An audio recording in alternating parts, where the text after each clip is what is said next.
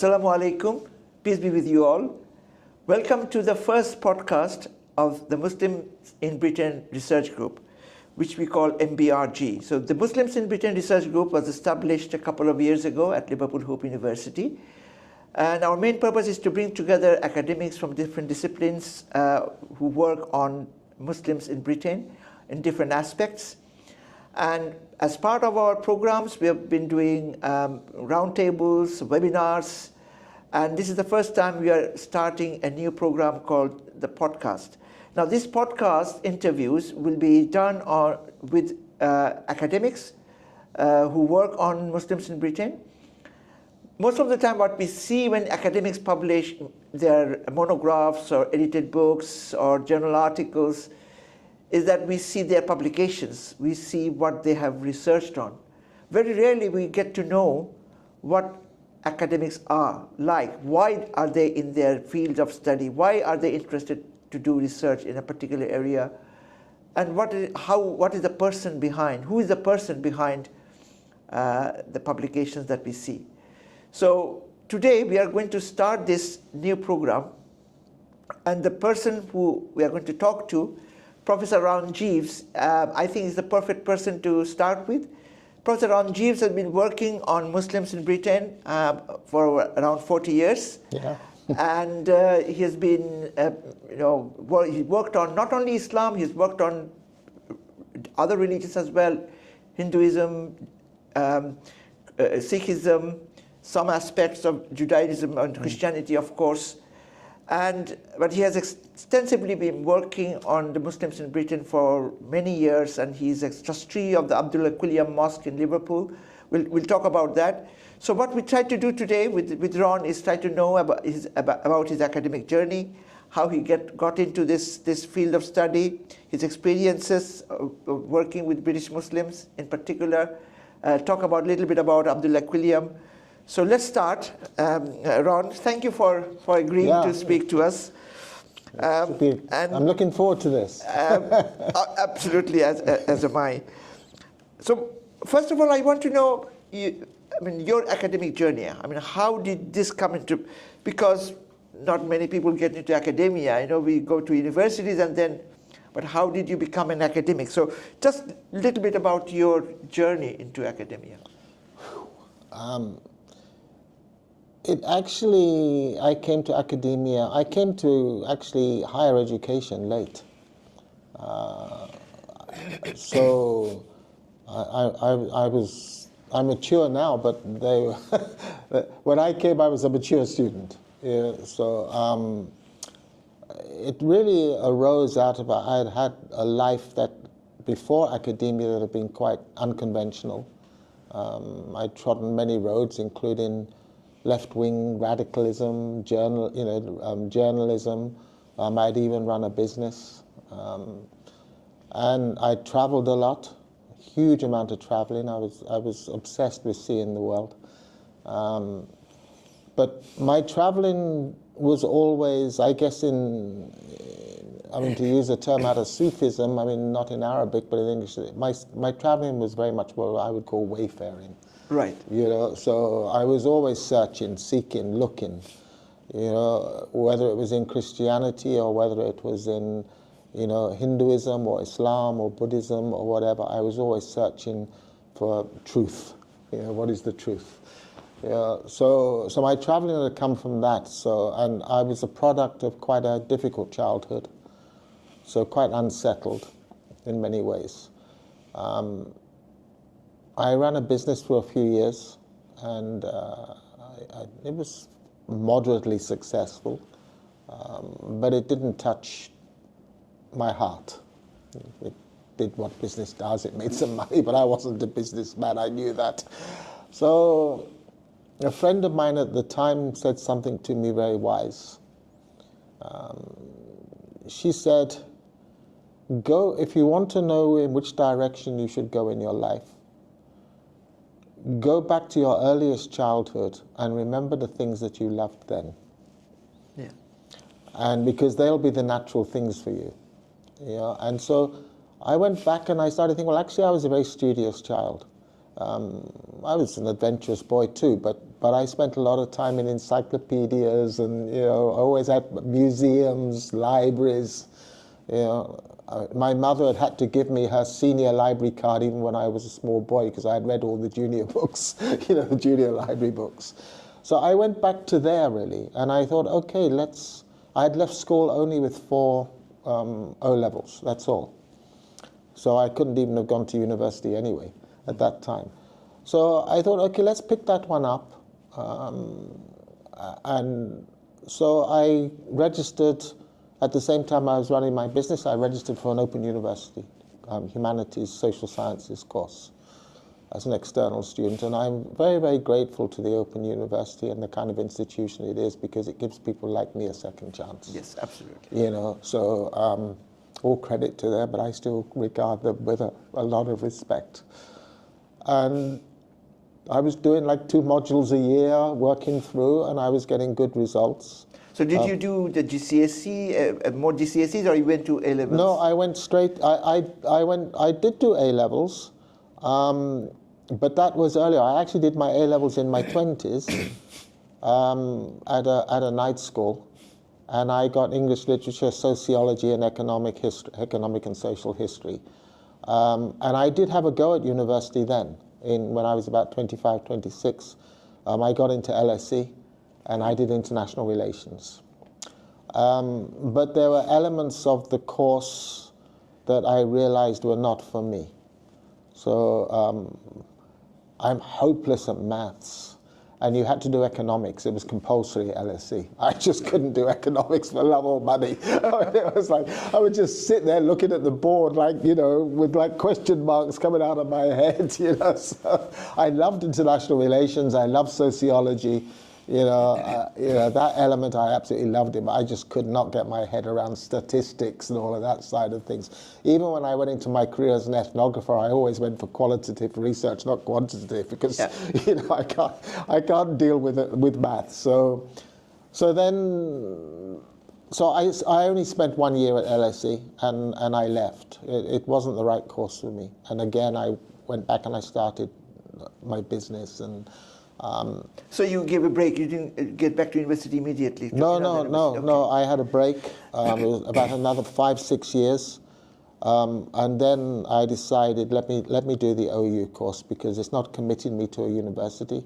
I liked the shape of the course because it was modular, and it was dealing with humanities. You know what I mean? So I could get an idea of which humanity or which social science did I like, and actually I was torn. On one side there was English literature because I'm a writer. I've been a journalist, I'm a poet, so English literature, I loved it. And the other side was religion. Right. Because religion had always been with me, always. From my earliest childhood, religion had been with me. My grandmother was the only person I knew who was devoutly religious as a Christian. She was a country lady, very kind. I spent all my school holidays with her, and she taught me we lived with her initially when I was born, and with my parents. And my grandmother taught me to read before I went to school, and she taught me to read with the Bible. So by the time I went to school, primary school, at 5, I was a perfect reader, but biblical English.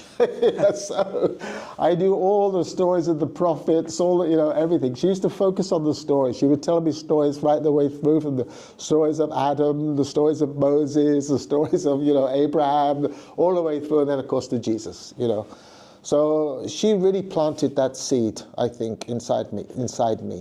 So religion had been with me as a personal journey. Until I was 16, I wanted to be a priest. And I was very active in the church. Both, first of all, in the choir, and then later serving the priest, assisting the priest at the altar. And I wanted to go to theological college. I think my family breakup disturbed all of that. But also the good thing that my family breakup gave me and the disturbance of that career path was I started to read about other faiths.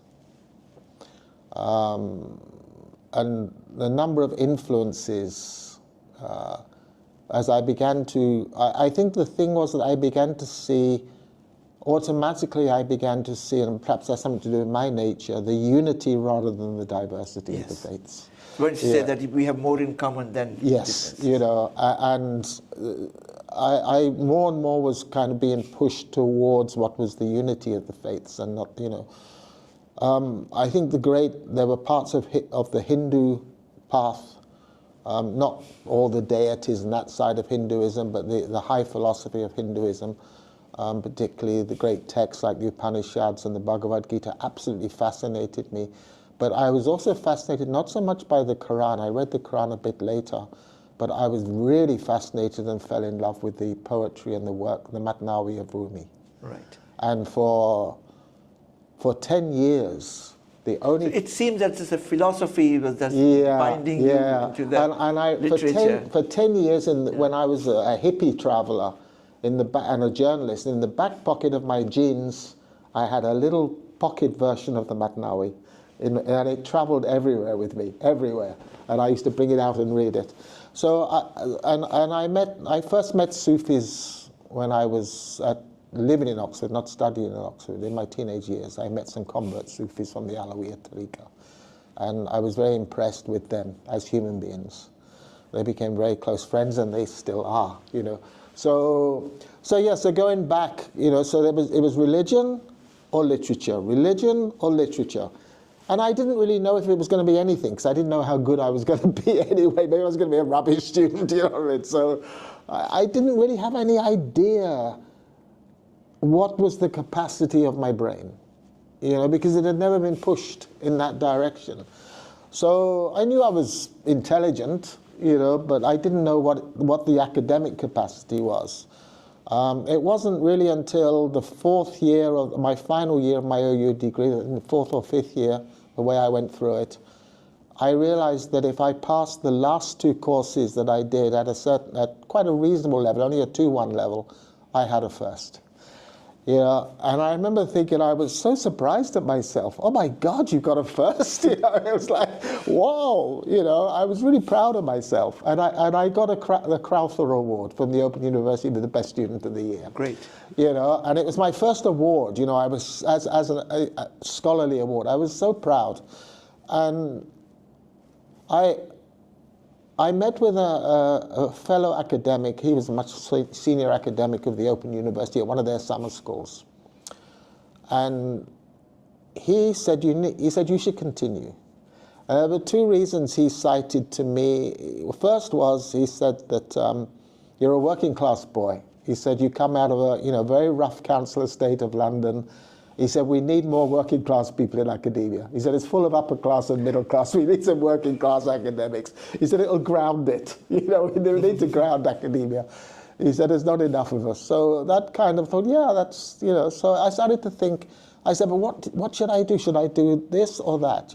He said, do religion. And he was very pragmatic. He just said, literature is a huge field. He said, if you go into literature at 40, he said, you won't make your name there. He said, but religion is a small field. He said, and you've traveled so much, you've met with so many different religious people, different religious cultures. He said, you will go very quickly. He said, if you choose religion. And so it was a very pragmatic choice. I thought, okay. So we started looking for a master's, and I remember he came to me one day. He was very helpful. He was a lovely man. He was actually a chemist by his own academic career. But he came to me and he said, I found the master's for you. He said, it's perfect. He said, look at it. He said, what do you think? He said, it's brand new. It's only just come. He said, it's the first master's in Britain. He said, that's going to be looking at the community religions. He said, they have a project there called the Community Religions Project. He said, they have a master's degree in the project. He said, which university? Leeds. Leeds. And he said they're looking at the actual, he said they're studying the practitioners more than the texts. Mm-hmm. And he said they're studying the religions of the new communities in Britain. So you'll be looking at Hindu communities, Muslim communities, Sikh communities. He said it's perfect for you. He said because you've travelled, you know what are Muslims, you know what are Hindus, so. Mm-hmm. so I thought, yeah, that sounds good. So I went up for the interview, and the interview was, I got in. A very formidable interview with Professor Ursula King, who later became a very dear friend, but we were both professors together, but she was, professor then. When I went, she was a very formidable, person to be interviewed by. And she asked me some very tough questions. I obviously made her happy, so, And I got in for the Masters. And first of all, actually, I didn't think of Islam. I thought of myself more that I'd probably be studying Hindus and Sikhs, and I did, But I had to do one research paper that was completely research-based, where I'd go out and do ethnography and on the streets. And Leeds community was quite an old Muslim community. And there were people there then we're talking about 1988, and who had come across in the 40s and founded the community. And so I sort of tracked them down and I interviewed them. And I became so excited, that process of hearing the stories of people. Was that part of your master's dissertation? Yes, it was my master's dissertation. And it was just being with people who, making me understand that actually for these people who are now quite elderly, who had come to this country sometimes at the age of 16, as merchant seamen, or yes. I mean, one man told me the story of how his ship had been torpedoed and sunk by the Germans, and off of Glasgow. He was 16 years old and he got stranded in Glasgow and he got a job in the first Indian restaurant. It was a wonderful story, and I started to suddenly realize that actually the same youthful energy and wanting to explore the world that had sent me to India and Afghanistan and Iran was the same energy that had sent these people here, and I became fascinated by those stories. So I think that was the first thing that made me want to study the communities rather than the texts of the religion, the people, to reach out to the people and find why they did what they did. And I was fired, and so I was lucky. All good careers are lucky. I don't think I ever planned it. I got a distinction for my master's, so it was like, whoa, what can this brain do, And it was like, so I applied for a PhD funding. I didn't really have the money to fund it. Luckily, I got full British Academy funding. And I think that was partly because I chose to study. I had realized in talking to the Muslim work that I'd done, that very, very little work, except for one very small pamphlet by Francis Robinson, had actually looked at what was the Deobandi, what was the Barelvi, what was Jamaat-e-Islami, the different groups that were represented now in Britain, but were the main groups or divisions inside Islam in South Asia.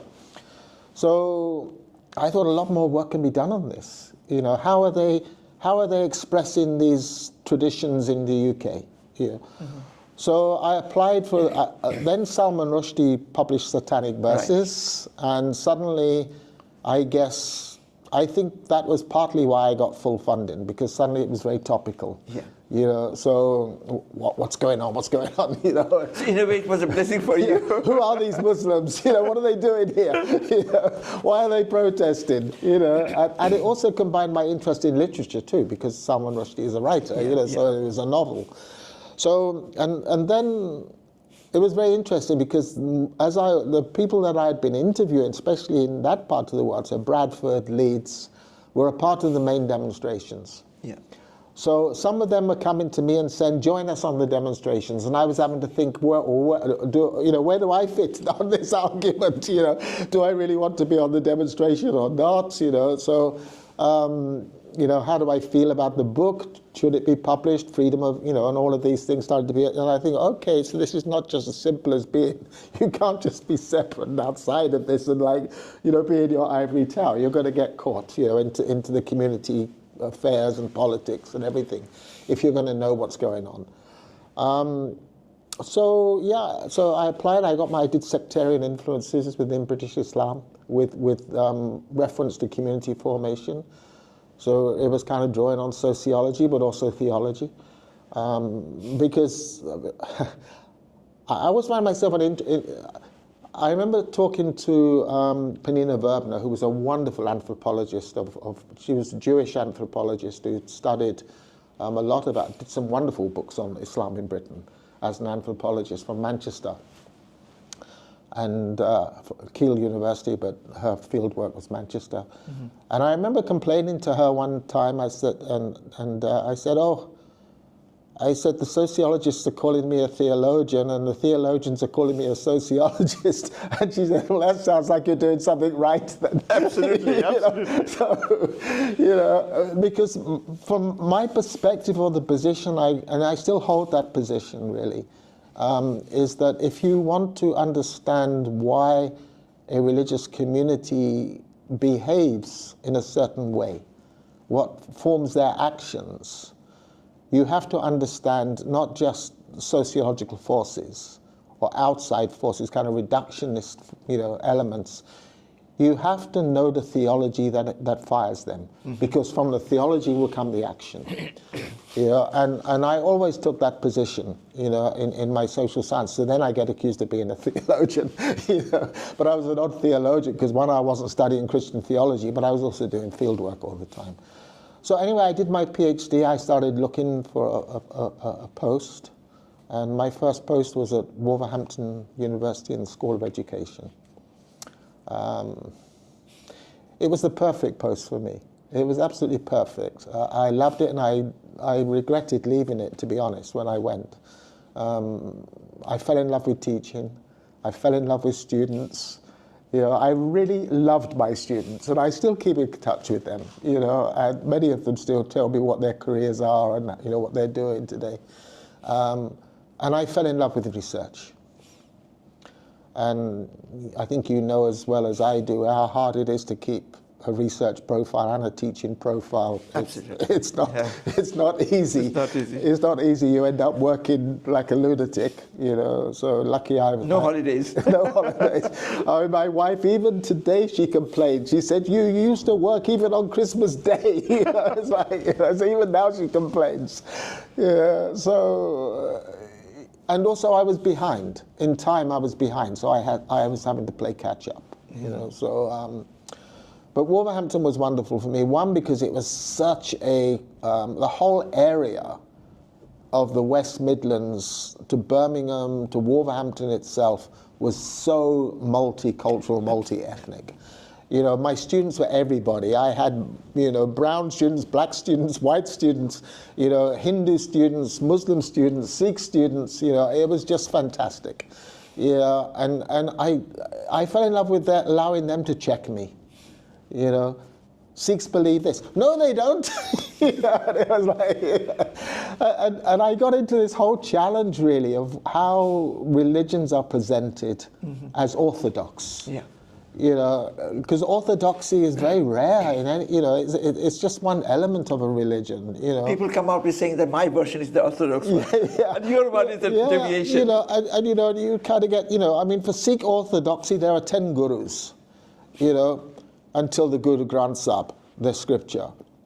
But I would have students say to me, we have 10 gods. I would say, you don't even believe in gods in Sikhism. No, but my parents taught me there are 10 gods, And it was like, and you start to see there's a gap between what we write as academics mm-hmm. and what the believer on the street actually, how they express in just popular religion, their own family backgrounds and everything, what the religion is.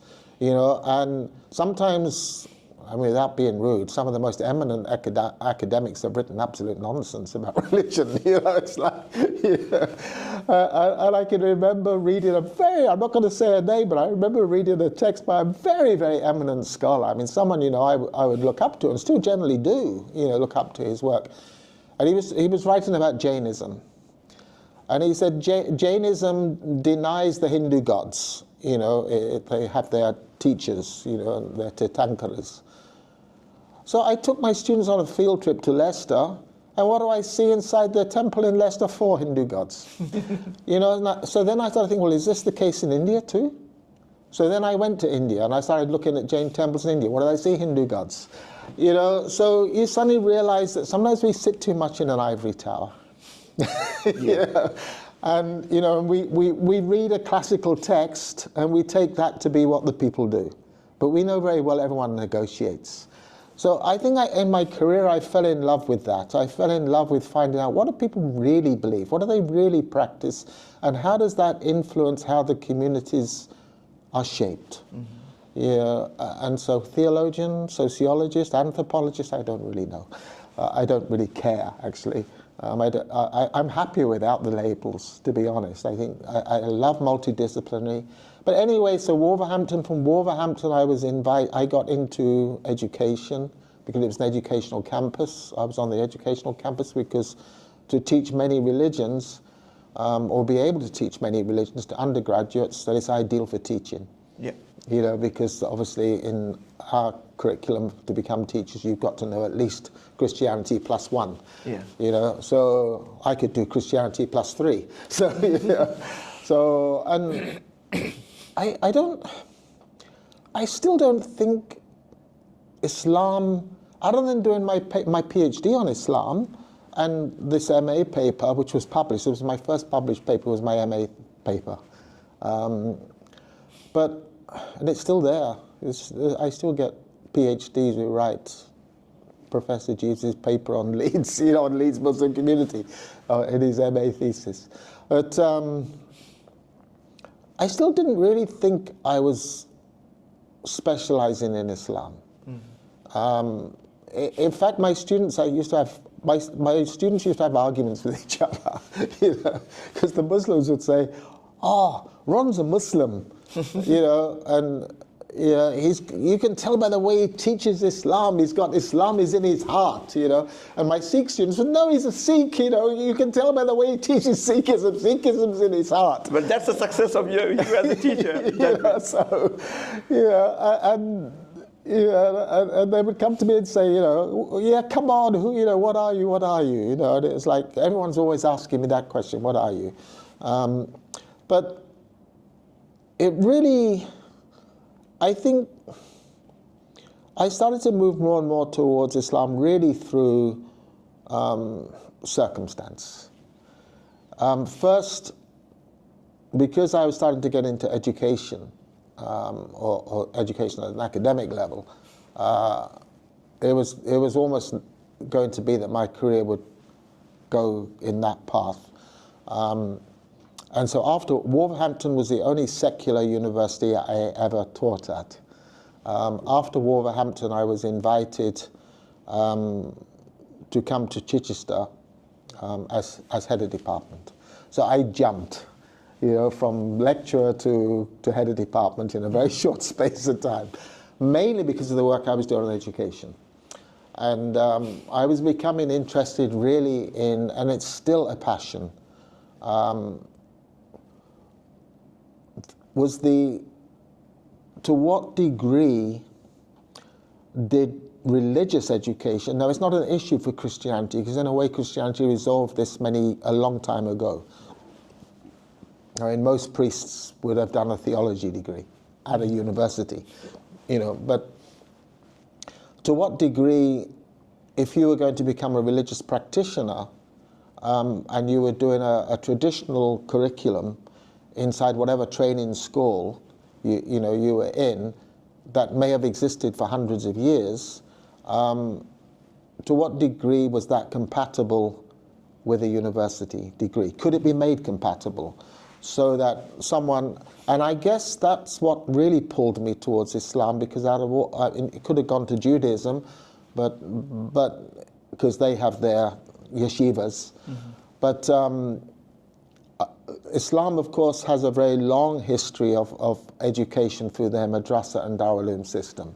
And these were beginning to be established in the UK. And I already knew about them because I'd looked at them when I did my PhD research. So I became very fascinated that would it be possible for someone studying, say, the traditional Darzi Nizami curriculum, for that to become accredited as a BA? How could you adapt it or modularize it, or could it happen? You know, and as a result of that, I started doing a huge amount of research projects inside India mainly, visiting Darul-Ulooms. Been to the Deoband then? Yeah, Deoband, Barelvi, Jamaat-e-Islami also, but mainly Deoband because they were the main network. And on one trip, I actually did 50 Darul-Ulooms, including historic ones, and from Hyderabad to Gujarat, and really looking at the curriculum in depth, the Darul-Nizami curriculum. And then I came back to the UK and I started to work with some Darul-Ulooms. By that time, I think Muslim education had become a hot topic after 9/11, perhaps not so much 9/11, although I did write a book after 9/11. I wrote a book with some American scholars, an edited book called Islam in the West Post 9/11, which was a very interesting, I think, project. One, to get the American scholars on board, because we're not talking about Muslims here, we're talking about non-Muslim Islamic studies academics. And to have papers looking at how 9/11 had impacted upon them. So I brought that book out, but I don't think it was 9/11. I think really the thing that changed my profile and my career and probably brought me to a chair much faster than I would have got a chair otherwise was 7/7, the bombings in London. Yeah. Because suddenly everyone was panicking. These were homegrown British Muslims, who had performed a horrendous act, of violence. And all agencies, politicians, everybody were like thinking, what the hell's going on? They were panicking. Crudely, they were panicking. And they were looking around for anyone who knew anything. So suddenly I'm sort of being called, the department, well, it's changed its name now, but it used to be Communities and Local Government. Yes. Yeah. So that was the first one they asked me to become an advisor. Then I did a lot of work for the Home Office. I did a lot of work for the Foreign Office. And then finally, when Gordon Brown became Prime Minister, he asked me to become a part of advising Downing Street. By that time, you already joined Liverpool Hope, right? By that time, I'd already joined Liverpool Hope. Yeah. After a very short spell in Chichester, only 2 years, because they closed us down. They didn't close down theology. They couldn't. It was protected. But they closed down the religious studies element. And so I found from head of department, I was very close to unemployment. That was a bit of a crisis. But I was already external examiner at Chester. And I came up to do my external examiner work, and I remember the head of department in Chester said, you don't happen to know anyone who's looking for a job, do you, in religious studies? She said, we've just lost an academic. And I said, yes, me. I'm looking for one. So I went through the interview process. There were 6 of us for the interview, and I got the job there. And so how many years were you in Chester? 7. About 7 years, which brought me back to the north. In Leeds, obviously, my university was north, but I'm a southerner, so I'm a London boy. So my son was born my only child was born in Countess of Chester. I remember still the 2 of us, because my wife is from Oxford. So still to this day, the 2 of us could remember we had this tiny little boy who would say, Mum, and my because we both had a southern accent, right? So it was really strange having this child who spoke with a northern accent. He's lost it now, but it was very cute. But, and even had big arguments, when we were helping him to learn to read, because he'd say, no, that's not that's So it was a very exciting time in my life, really, to become I do everything late, academia late, fatherhood late, marriage late. But yeah, and then, of course, I was then invited from Chester I got my first chair in Chester. By that time, I had quite a formidable research record. And I was absolutely insistent. It was a matter of pride that I was not going to accept a chair as an administration chair. So I wasn't going to go down the management route. I was going to get my chair for the traditional reasons of a chair, that is research. And then I was invited to come by Professor Pillay for an interview at Hope. That was quite an interesting interview, and in the sense that he was being Professor Pillay, and he was very, very keen that the chair was comparative religion. I tried to explain to him that comparative religion, in the sense that he understood it, was probably a very different thing to how it was understood in the Western world, where it had become very much a kind of, well, not acceptable really, you know. But he wanted a chair in comparative religion, so I took that chair. I was kind of proud of it in the end, because I was the only chair in comparative religion in Britain that was left since about 1960 or 50 or something, you know. It's like... So, I mean, the fascinating story that you have from all the journeys you've had, one of the things I find really interesting is about you studied all these religions, and the Sikhs thought you were a Sikh, Muslims thought you were a Muslim, I don't know what the Hindus thought, and you had a very strong Christian upbringing. Yeah. Where do you stand in terms of your own faith at this moment? Well, having sat in front of a very highly respected sister this morning of what I would call traditional Islam, and some people would call it Sufism. She wouldn't, she'd call it traditional Islam. She looked at me at the end of us chatting together and she said, "Ron, you are a Sufi, come on."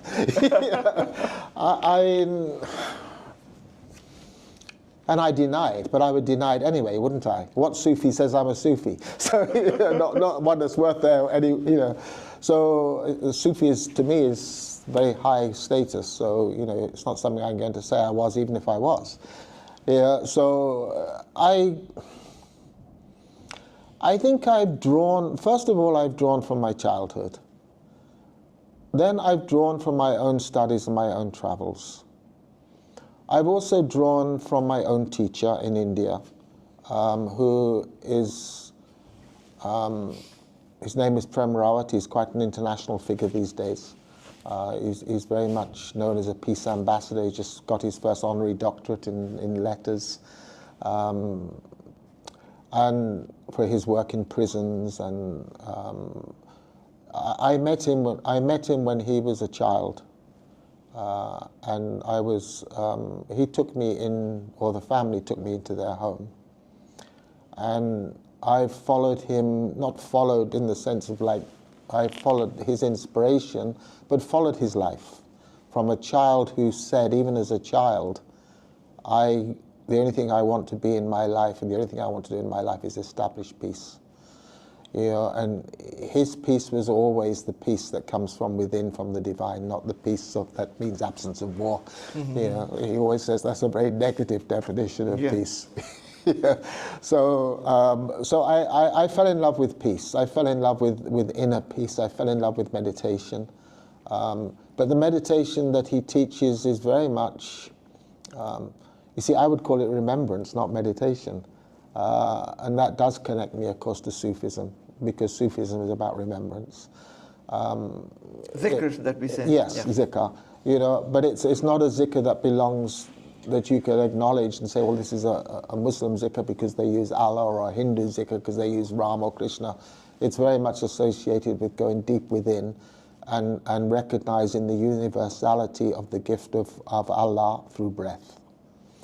You know, and to me, I have found out so much wisdom and feeling and compassion and empathy by realizing that the foundation of every human being is breath.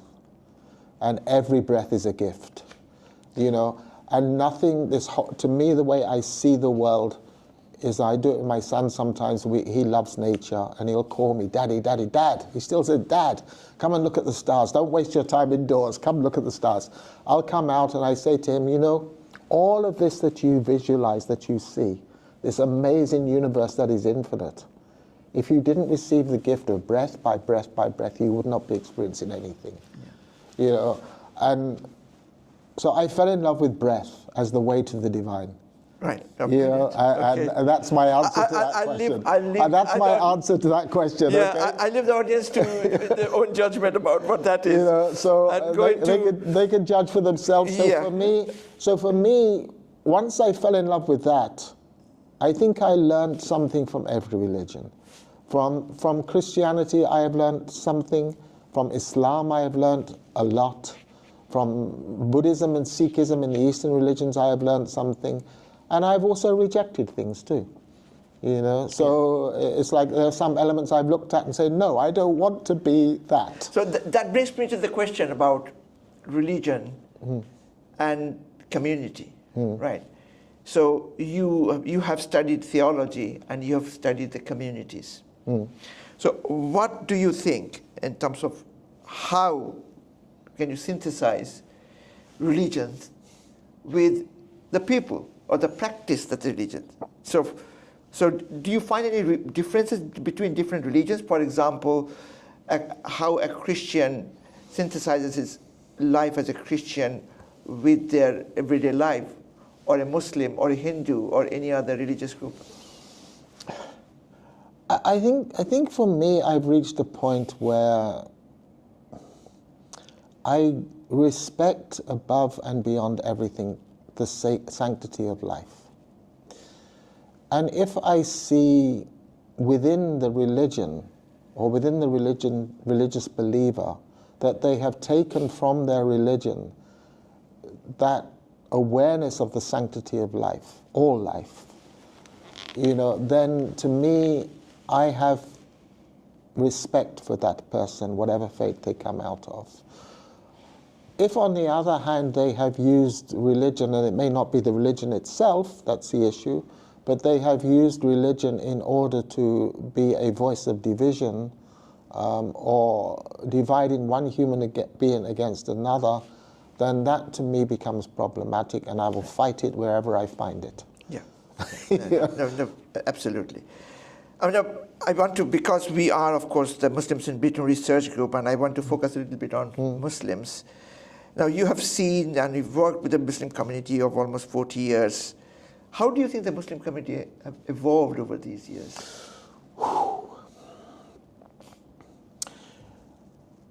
I have problems with, of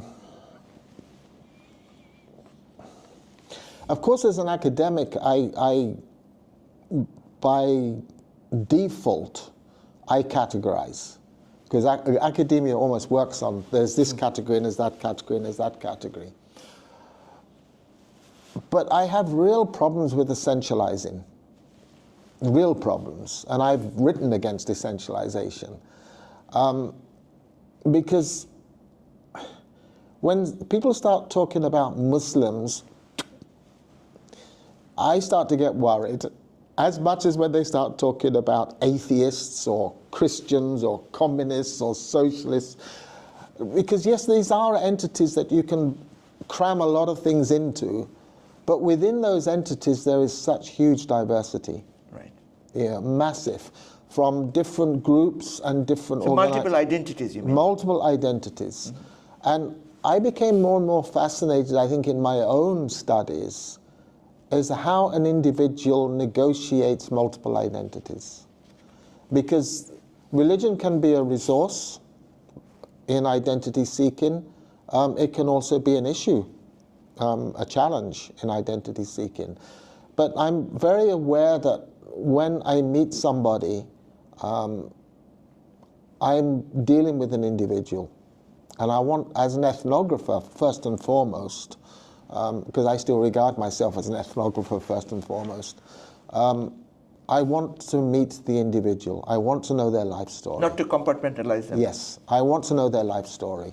And I want them to tell me their life story, not me impose on them their life story. But do you think that the Muslim community has become essentialized now? Yeah, so when you then come back to something called a Muslim community, yeah, and I'd prefer the word communities, but has there been changes that I have seen in my life? Yes. Now, I can encapsulate that with one small example. The first academic body I joined was the Muslims in Britain Research Network. When I joined it as a PhD student, it was not more than about 10 of us. And we were essentially white, mostly male, mostly middle-class academics. There were Muslims in there, a couple. Muhammad Anwar, Tariq Mahdud. Today that organization has around about a membership of about 250. Most of them now are, and I use the word young because from my perspective almost everybody is young, but let's say under 50.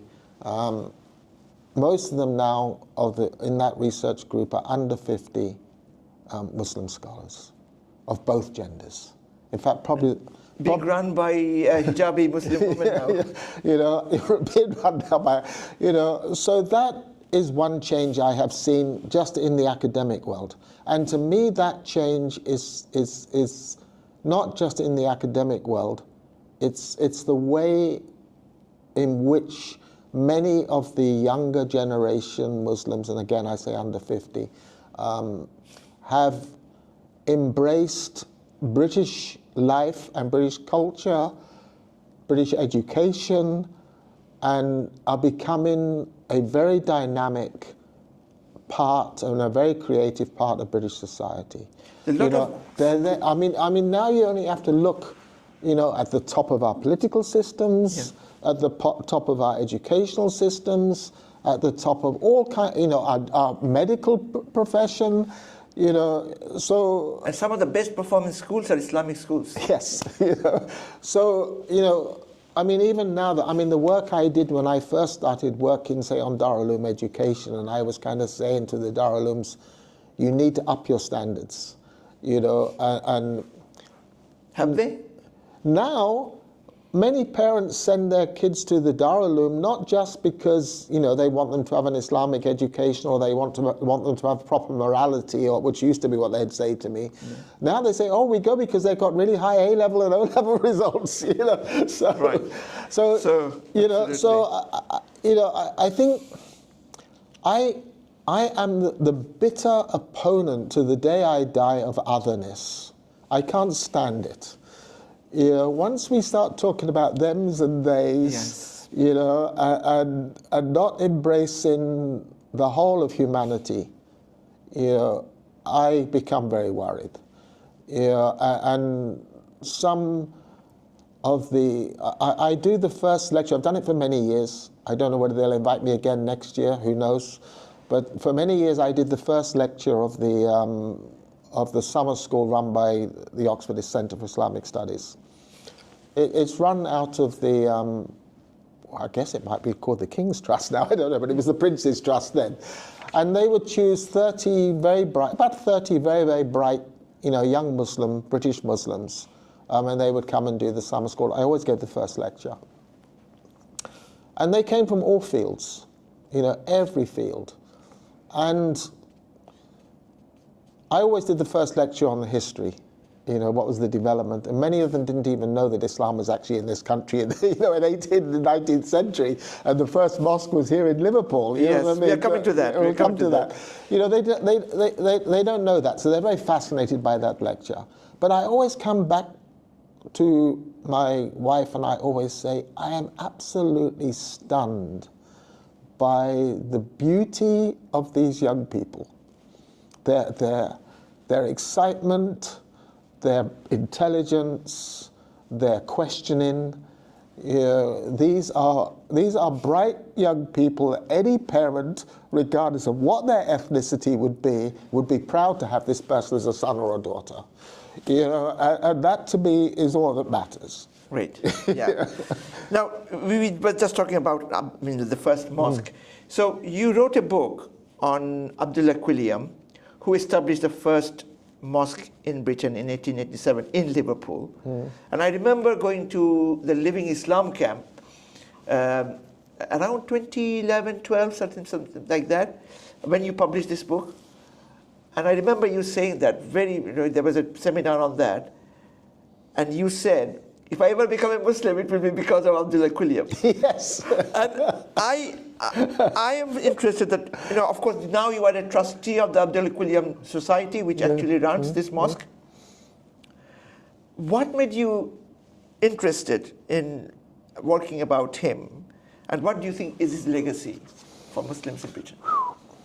In short, if you can say, we've been a long time. Yeah, I mean, actually, my original pursuit of Abdullah Quilliam was purely academic, in the sense that as a commentator or an historian, whatever you want to call it, on the development of Muslim communities in the UK, I had looked at a particular model, even when I was doing my MA, that looked at 4 stages of development of migrant communities, and which worked for the Muslim community, it worked for certainly the South Asian element of the Muslim community, which was in a sense the single men who came over after the war as a part of looking for work, mainly sending their money back to their families.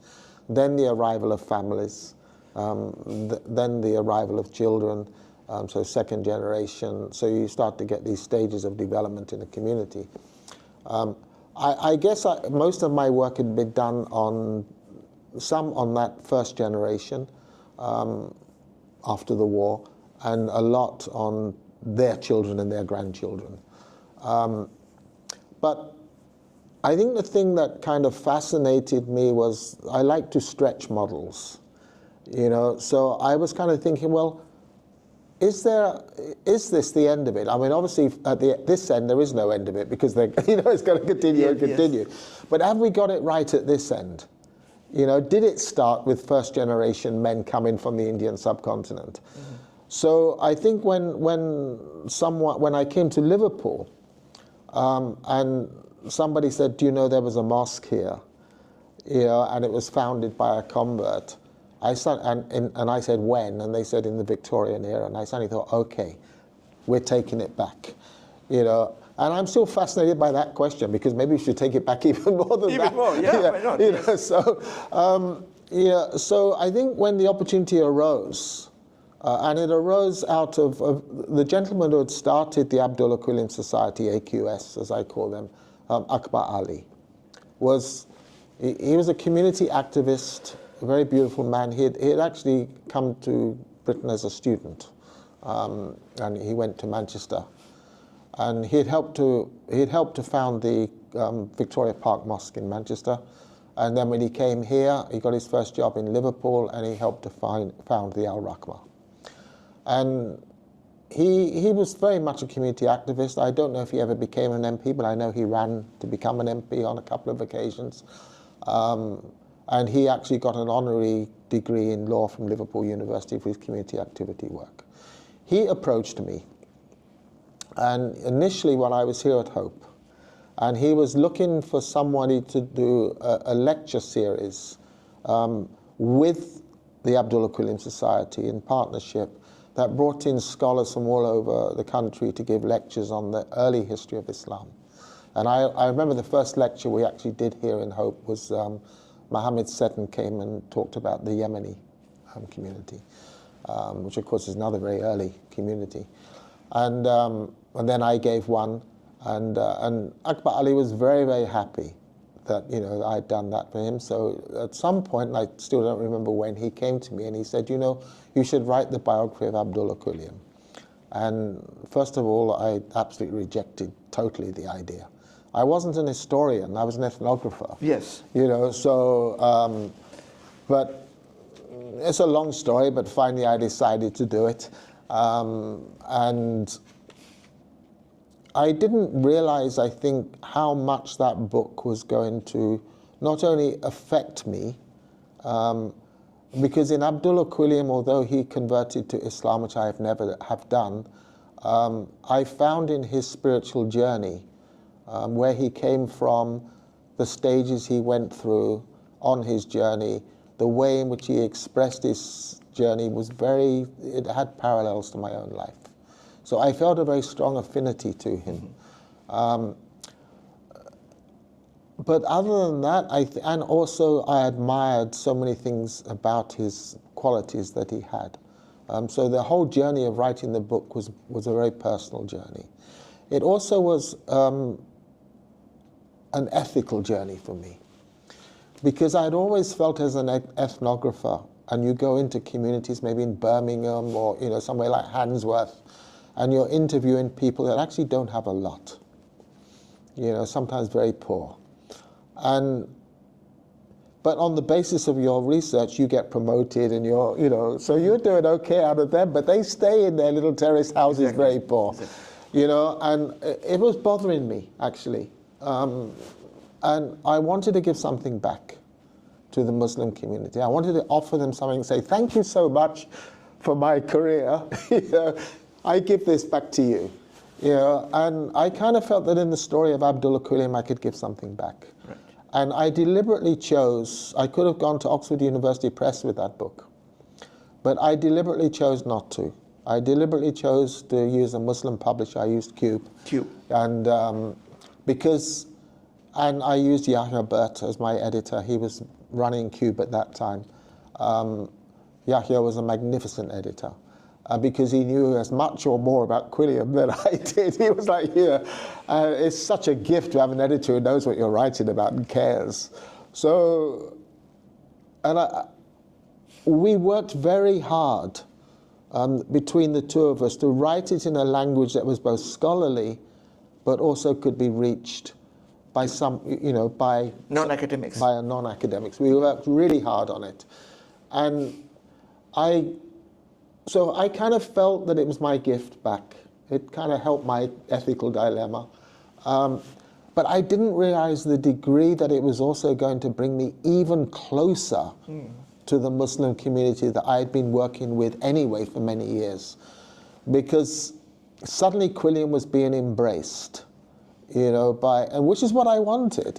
I wanted him to be a role model, that young Muslims could aspire to in terms of this was an Englishman, a Scouser, who had converted to Islam in 1888, and not only just converted, but established a mosque. And the way in which he conducted himself and how he operated with the wider society and expressed his patriotism to his nation, and his loyalty to himself as a Scouser, as a Brit, his philanthropy, the homeless people, all of that. His work at the grassroots with homeless people, women on the docks, as a lawyer. I just felt that he presented a role model, and I started really that year that it came out. No one realizes, I don't think, that besides the academic impact of the book, I did 65 lectures that year inside the Muslim community from every single shade and ethnicity inside the British Muslim community. I was invited by Salafis, Sufis, Wahhabis. Everybody wanted me to come and tell them about Abdullah Quilliam. But you're not done with him, because you're writing another book about him. It's like become an industry for me now. But, and I suddenly I kind of felt like I was his voice. Suddenly through me, his expression of his faith was being channeled through me to reach a generation now. That sounds a bit kind of cosmic, but it's not. It's very simple, really, because I know this man intimately. I kind of feel him. And he's not perfect. No human beings are. So I don't like it when people try to turn him into some kind of replacement for the prophet or something. No, of course not. He's a flawed human being, but he's a wonderful flawed human being. And so, and I guess I had no idea. That year I did documentaries for Malaysian TV. In fact, Malaysian TV came and interviewed me in Oxford at OSIS, because I was teaching there at that time. I had a small fellowship at OSIS while I was here at Hope. So they sent a TV crew over at the beginning of Ramadan that year, and they opened Ramadan in Malaysia with the interview. I remember thinking, I said to my wife, I said, I got a feeling that might be the first time in history that a non-Muslim has opened Ramadan in a Muslim nation. Yeah. And I mean, so, you know, Quilliam and I have kind of, I have... And you are still giving back, actually. I have put him out there, but at the same time, he's put me out there. Yeah, I mean, you are now a trustee of the Abdullah Quilliam Society, the Mosque, developing its archival section, and then now we are working together. I mean, hopefully something good will come up with the other Muslim academics in Liverpool, in the other universities, to work about the history of the people coming to Liverpool. So there are lots of works to do. But honestly, the more, I mean, I won't be alive, you know, I mean, you know. But it's something big is happening. And that leads to my next question about the Muslim communities, because we live in a time that we see that there is a huge change in our, people's attitude towards communities, and the multiculturalism that you were talking about, that is challenged in a big way, and the rise of the far right is big, and we have seen in recent weeks more than 150,000 far right people chanting racist slogans in the heart of London. Nigel Farage could become the Prime Minister of Britain, and has a good chance of becoming that. In that way, what are the challenges you feel the Muslim communities have? And of course, does that also lead to some sort of opportunities too, in the current climate? It is going to be a challenging time, not just for Muslims, to be honest. I think it's going to be a challenging time for me. And I think it's a challenging time for anyone that stands up for... Put it this way, whatever I might think of the present establishment or the Labour Party, that's neither here nor there in this conversation.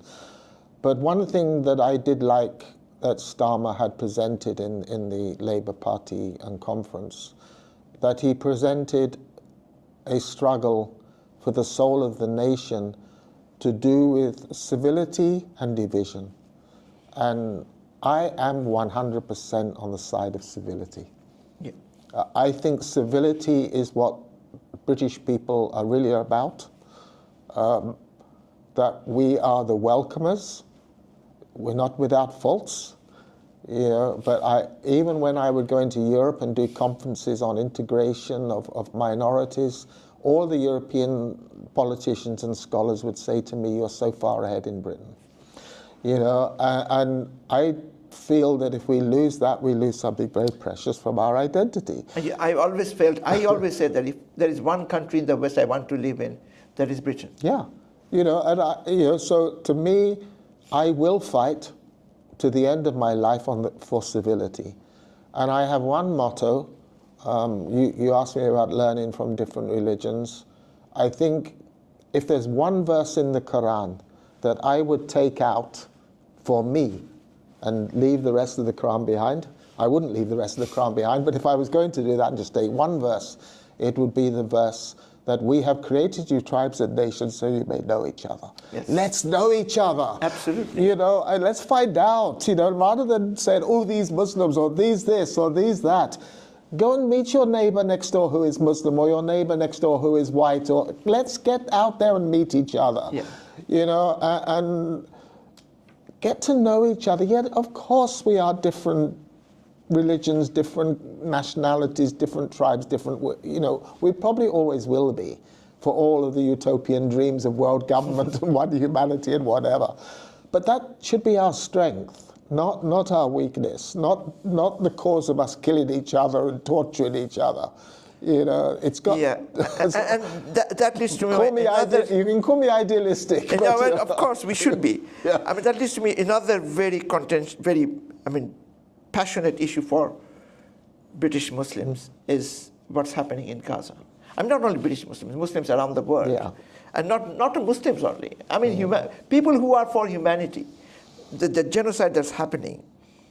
And you see that the wounds, that the hurt that British Muslims have. And then we see something terrible happen last week in Manchester, where there is an attack on a synagogue by someone who calls himself a Muslim. And in that context, how can we avoid such incident? Of course, these are very isolated. Muslim community is nowhere involved. Even his family is not, doesn't support it. But I have to be very. Even when I was teaching at Hope, I used to do a module on Palestine. So we're going back 20 years, really.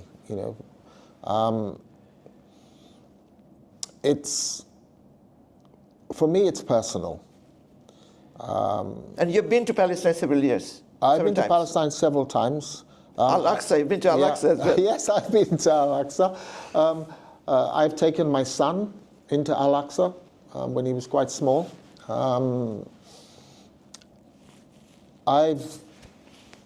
That wasn't my first visit by any means. I have a history with Palestinian identity. My stepfather, after my father and mother split, my mother remarried a man who was half Palestinian. Right. His father was a British Army officer and his mother was a Palestinian Christian. So even in that environment, I knew about Palestine and Israel.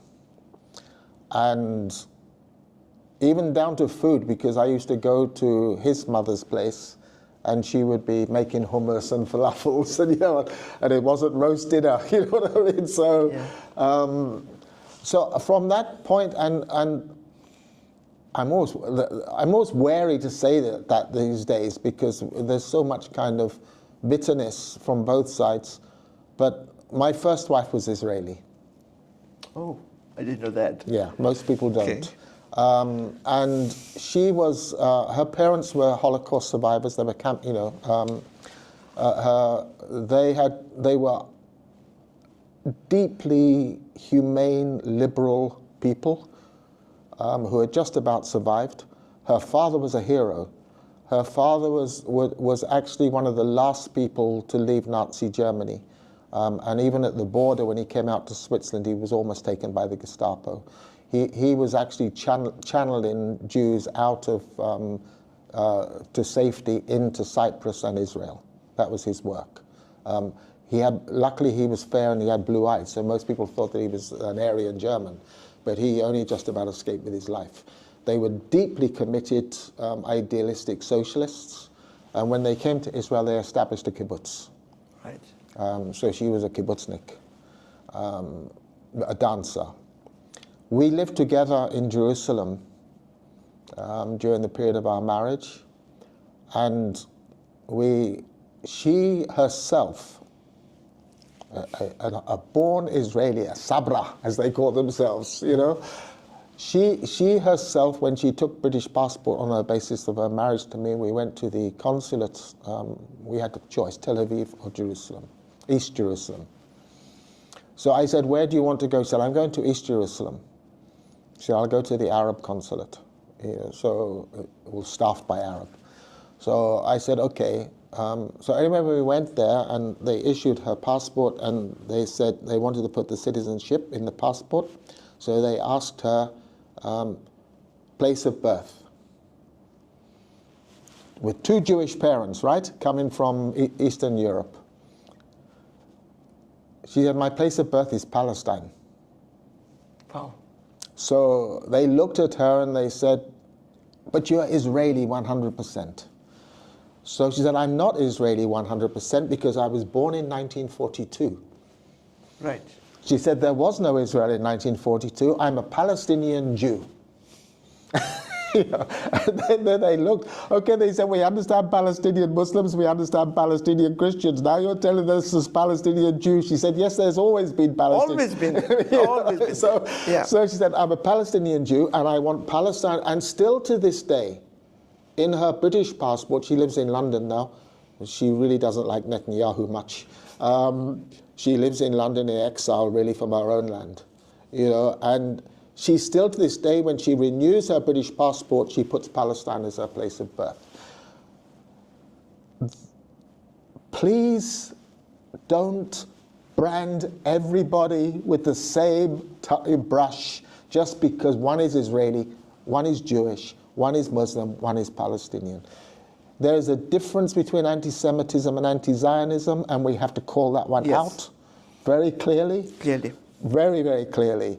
You know, and because I have issues with the present Israeli government does not mean I have issues with all Israelis. And certainly not with Jews living elsewhere, and certainly not to the point that I want to in any way harm them, and nor do I want anyone else to be harmed. It's enough harm is already going on. Let's be peacemakers. The world is crying out for peacemakers. You know, we need to come together with like-minded people, regardless. You know, because otherwise, we can do horrible things to each other. We know that. We've seen it for centuries. You know, it needs voices of conscience who stand up and say, come on, common humanity, peace, let's get this thing together. I'm a great fan of John Lennon, you know, and give peace a chance, for goodness sake. You know, it's like, how long are we going to have to keep on saying this? Give peace a chance. Yeah, I mean, we could go on this matter for long, but I don't want to be too controversial. But I will work with anybody that is a peacemaker. Yeah. But coming back to the British Muslims, you know, I have a couple of more questions. It's getting long, but I'm not sure we can have another. So I just want to continue. Perhaps we'll put 2 episodes in. It's about. I mean, you must have noticed, and that is something from within the community I notice a lot, the tendency within the British Muslim parents or Muslim parents that they want their children to be in the professional side, the doctors, the engineers, the dentists, the business. Not many people want to come to academia. Of course, academia is going through a big challenge nowadays. What do you think? I mean, despite these challenges, should they encourage their children, or should we have more young Muslims, British Muslims, studying humanities and social sciences, you know, or come into politics, media? I feel very strongly about this, to be honest. I understand why a group of people coming out of relative poverty into a new country would see that the best ways for their children to get on in what I would call more utilitarian careers. Medicine, pharmacy, STEM subjects. I would give a plea here for the humanities, and I would give a plea for the if your child is bent that way, give him or her their head to do it. Because it's not just a question of whether they become academics or not. We're a small body of people, and there's only going to be so many places at any one time. But it's more to do with humanities when it is taught in the way it should be taught. Teaches you to think. And I realized I always had a good brain, but it was an untrained brain. And I really owe a huge debt to the humanities that it's taught me how to think. It's sharpened my processes. Critical thinking. My critical thinking. So I don't just have to look at something that somebody says, whether it's whoever it might be, you know, Donald Trump or Joe Biden, I don't care about the side. I can actually look at that, and I can critically look at that and look at the issues and make my own decision about what I feel is right. You know, and that's not necessarily something that is developed in a utilitarian subject. You're taught how to engineer. You're taught how to deliver drugs, or you're taught, you know, you're not necessarily taught how to critically think outside of, even inside probably of your that profession. Critical thinking is not essential to it. You know, and we need those people who could critically think. Otherwise, we can be easily led into paths that we will regret later. You know, so I'm a passionate supporter of the humanities for those children who want to explore it, and some brains work better that way. You know, I have a very liberal attitude to parenting. I've raised a child who came to me at the age of 15, maybe a little older, maybe 16, and sat down with me and said, "Dad, I'm not doing any exams, neither GCSE or A-level, and I'm not going to university," which was an interesting decision for someone whose father's a professor. And I remember kind of looking at him, I said, "Have I put you off?" And he said, no. He said, "No, Dad, you haven't." He said, "I know what I want to do in life."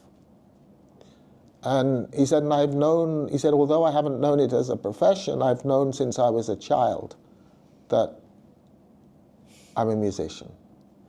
He said, "It's only recently I've been able to express that." He said, people would come to me after I left school and say, "What do you do?" And he said, and I used to say, "I'm unemployed." He said, "Then I was one time with some musicians in a club," he said, "listening to them, and they came down and joined me in the break. And they asked me what I did, and I said, I'm unemployed." And they said, "Oh, but we heard you can drum," from the owner of the club. And he said, "Yeah, I can drum." And they said, "Then you're not unemployed, are you? You're a musician." And he said, "Dad, that really taught me a lot." He said, "Now I'm not unemployed, I'm a musician. And I know that I'll be a musician until the day I die. I want to play my music, I want to improve my music, and I want to express my music to other people and make them feel good." I think that's an important lesson to learn. I just sat there and I listened to him, and I remember there was one point when he said, "I don't want to do this, and I don't want to do this, and I don't want to do this." And I said to him, "Okay, fine, so you tell me what you do want to do." Exactly. And then he told me. And then I thought, and that's very important, to let them say that. Yes. So sometimes we become, as parents, too concerned and, out of our love, but we try to impose our own feelings towards them, that they should be this. But what do they love to do? Let them do that, because then it won't be their profession, but it will be their passion. Exactly. That's how it works. Yeah. So, if your child has a passion, whether it might be literature or dancing, or, maybe it's not what you do or would have done, but it's their passion, it's their skill, it's their talent. To me, all talent comes from Allah. Yes, absolutely, 100%. Right, so in terms of coming back to research, as a leading academic who work, on Muslims in Britain, what would be your suggestions about the future potential academics in terms of what are the areas you think that are unexplored, they should explore? Of course, there are lots of things to do, but any one or two things that you feel that you wanted to do, you couldn't do, and you want, okay, let others do that? It's such a huge question, because in a way, I had no idea what I was going to explore.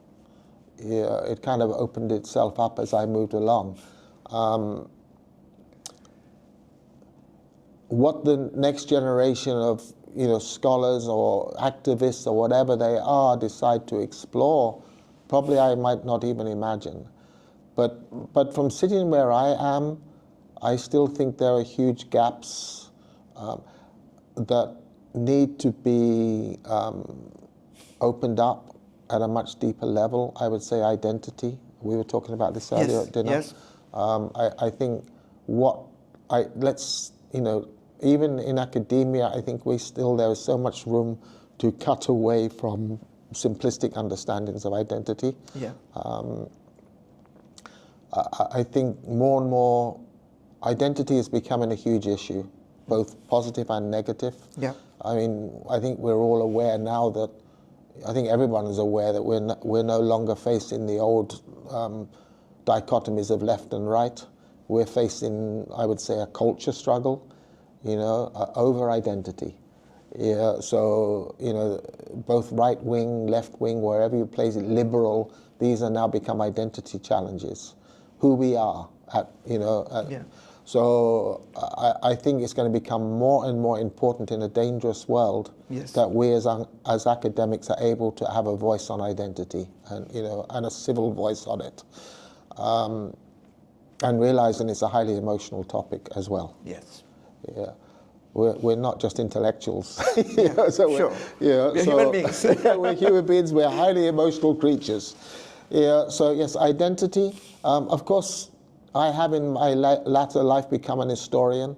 I still feel that there is huge potential for exploring all kinds of amazing human beings that have contributed to British society, sticking to me as being a Brit, that have come from backgrounds either from different ethnicities or different religions. I mean, there are biographies I myself would love to write, but I know it's too late. So I've only got a limited amount of time left, and I have enough going on already. I can only say to those who might be considering an academic career, it has its downsides like any career. But I have loved being an academic. So have I. Yes. I'd say that I can't even think of any other profession. Yeah, and I remember Professor Pillay said something to me when I retired. I mean, I didn't take it very kindly at the time, but he was right. He said, I don't need you on my salary list, he said, because you're going to do everything that you do anyway without without getting a salary. And I remember being like, oh, okay, you don't want to pay me, but he was right. You don't, that kind of adage that, what is it? It's an old joke, professors don't retire, they just give up their faculties, or they lose their faculties, and I say to my wife, because my wife says to me, when are you going to stop? I say, I'll stop when my brain can't do it anymore. And that leads to my final question, actually, because you are incredibly energetic. You've come from Wales this week to Liverpool. You come every month. Even today, you have had 3-4 meetings. What keeps you going? How do you get that energy? Where do you get it from? And that's my final question. Oh, Allah.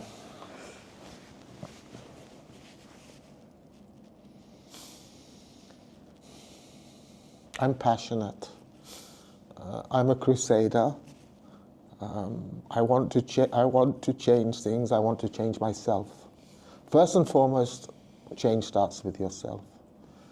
And I have never ever given up the quest to make myself a better human being.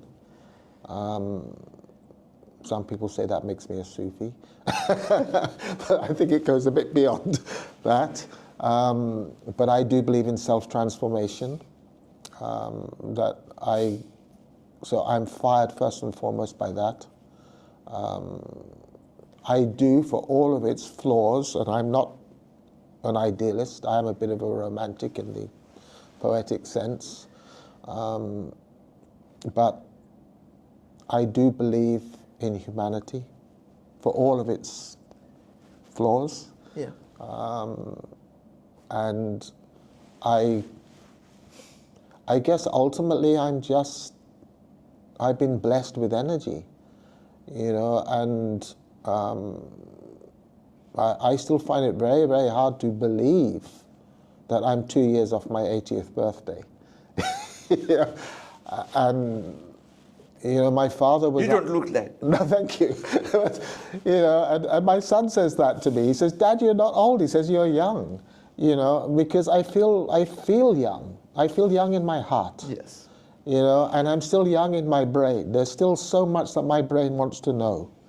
And because knowledge, the thing about learning is when you start to learn, what you realize is that the person who is really, I know that the test of someone who is really learning is that they start to recognize how much they don't know. Exactly.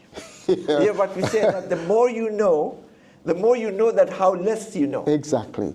You know, and I'm still fired by that, you know, to discover.